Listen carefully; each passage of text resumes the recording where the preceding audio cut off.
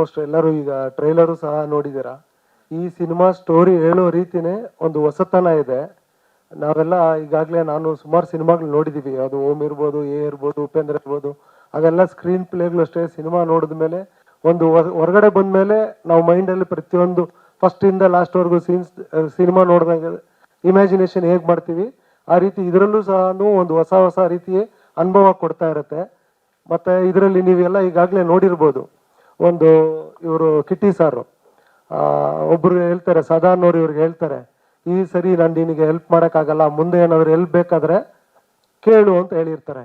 So usually ಸಿನಿಮಾಗಳಲ್ಲಿ ಹೇಗಿರುತ್ತೆ ಅಂದರೆ ಅದಕ್ಕೊಂದು ಡೈಲಾಗ್ ಇರುತ್ತೆ, ಹೋಗೋ ನಾನು ಬರಲ್ಲ, ನಿನ್ನ ಹತ್ರ ಹೆಲ್ಪ್ ಕೇಳಲ್ಲ, ಏನೋ ಒಂದು ಡೈಲಾಗಲ್ಲಿ ಇರುತ್ತೆ. ಬಟ್ ಇದರಲ್ಲಿ ಆ ಥರ ಡೈಲಾಗಲ್ಲಿಲ್ಲ. ಅವ್ರು ಬಂದು ಬರೀ ಚಪ್ಪಲಿ ಇರೋದು ಒಂದು ಸೀನ್ ತಾವು ನೋಡಿರ್ತೀರ. ನಾನು ಮೊದಲನೇ ಸತಿ ನೋಡಿದಾಗ ಅದು ಅರ್ಥ ಆಗಿರಲಿಲ್ಲ ನನಗೂ ಸಹ. ಸೊ ಅಂದರೆ ಡೈರೆಕ್ಟ್ರು ಡೈಲಾಗಲ್ಲಿ ಸಿನಿಮಾ ಹೆಚ್ಚಾಗಿ ಮಾಡಿಲ್ಲ, ಶಾರ್ಟ್ಸಲ್ಲೇ ಸುಮಾರು ಮಾಡಿದ್ದಾರೆ. ಅದನ್ನು ನಾವು ತುಂಬ ನೀಟಾಗಿ ಬೇರೆ ಏನು ತಲೆಯಲ್ಲಿ ಇಟ್ಕೊಳ್ಳದೆ ನೀಟಾಗಿ ಅಲ್ಲಿ ಅಬ್ಸರ್ವ್ ಮಾಡಿದ್ರೆ ಮಾತ್ರ ಅದು ಅಷ್ಟು ನೀಟಾಗಿ ಅರ್ಥ ಆಗುತ್ತೆ. ಅಂದರೆ ಆ ಚಪ್ಪಲಿ ಏನಕ್ಕೆ ಇಟ್ಟರು ಅನ್ನೋದು ನಿಮ್ಗೆ ಮುಂದೆ ಗೊತ್ತಾಗತ್ತೆ. ಅಂದರೆ ನೋಡೋ ರೀತಿ ಬಂದ್ಬಿಟ್ಟು ಸಿನಿಮಾನ ಸೊ ಫುಲ್ಲು ನೀವು ಕಾಯ ವಾಚ ಮನಸ್ಸ ಅಂತಾರಲ್ಲ, ಹಾಗೆ ಪ್ರತಿಯೊಂದು ಅಲ್ಲಿದ್ದು ಕಣ್ಣಲ್ಲೂ ನೋಡ್ತಾ ಇರಬೇಕು, ಕಿವಿಯಲ್ಲೂ ಕೇಳಿಸ್ಕೊತಾ ಇರಬೇಕು.